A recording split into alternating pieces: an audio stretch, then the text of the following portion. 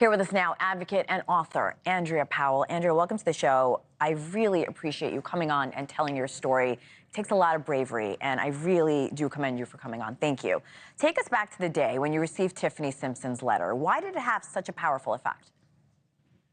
Thank you so much for having me. So I had been working with thousands of young women and girls who were experiencing sex trafficking, labor exploitation, and I always knew that there was this triangle, right? There was the victim, there was the trafficker, and there were those who were buying and exploiting and raping these kids. And when I got Tiffany's letter, what blew my mind is that not only was she a child who had been trafficked in this southern town in Georgia, but she was also being treated as a criminal and was sentenced to 30 years in prison.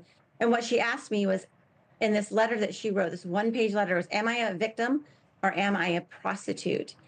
And she was a child. And when I tried to get her help, I was told that there was nothing that could be done. And I did not believe that was true.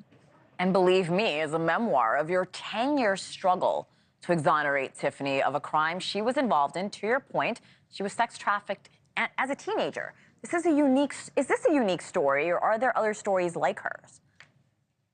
I thought it was a unique story when I first met her, but Sure. as we began to advocate, start petitions, try to find her a new attorney, more and more victims were coming forward, children and their families, their parents reaching out to me saying, my child is a victim of trafficking, but instead of being believed and given support and justice, they were arrested and locked in prison.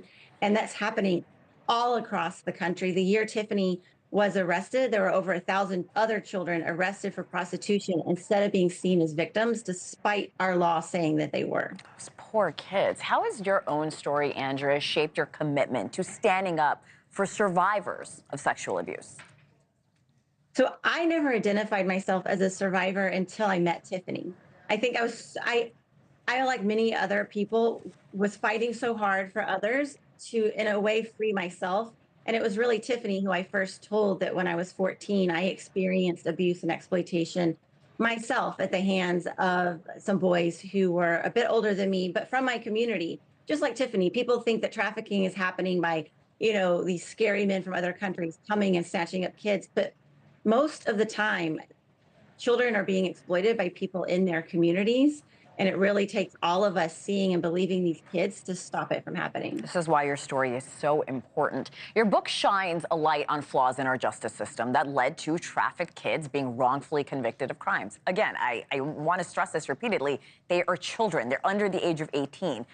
What can be done to address this problem? So, what we need to do is make sure that law enforcement, as well as judges, prosecutors, district attorneys, truly understand that when a child is involved in any type of commercial sex, not just prostitution, they are victims and they need protection and services. And we need to make sure that when kids are coming in to the justice system, when kids are running away, when kids are coming into shelters, we need to ask them the questions to understand what they're actually going through, because oftentimes these kids, they don't trust adults. They don't know where to turn. They don't see themselves as victims because they're seeing other kids getting arrested. So we really have to start at the very core and understanding that these kids are trafficked and that we need to make sure that we offer them the support and services that they need to get out. Andrea, I want to go back to something you said. You mentioned that when most of us think of child sex trafficking, we think of men from other countries, something that's happening underground or in dark corners of the internet. But recent high-profile sex trafficking cases have shown it often happens, to your point, in plain sight in all levels of society. Where are traffickers and clients connecting? How do we recognize it if we see it? So oftentimes, children are meeting their traffickers online.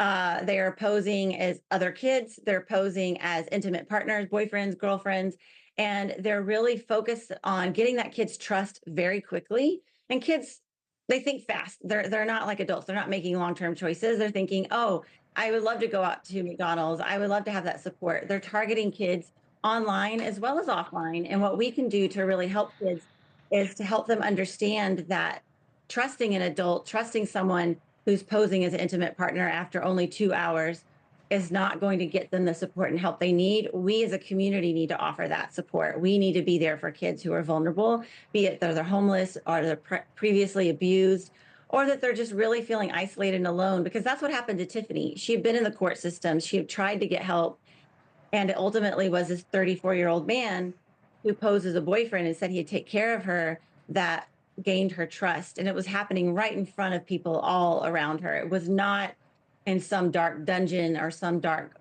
corner of the town. It was right there in plain sight. She was in and out of hospitals. She was right there in front of everybody, and nobody saw what to look for. Well, thank you for shedding light on this. Again, this takes a lot of bravery. Your story does as well. Andrea Powell, thank you so much.